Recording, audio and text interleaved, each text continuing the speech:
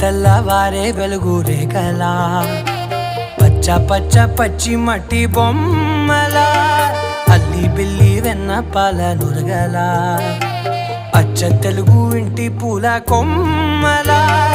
దేవదేవుడే పంపగా ఇలా దేవతే మా ఇంట అడుగే పెట్టెనంట బ్రహ్మ కళ్ళలో కాంతులే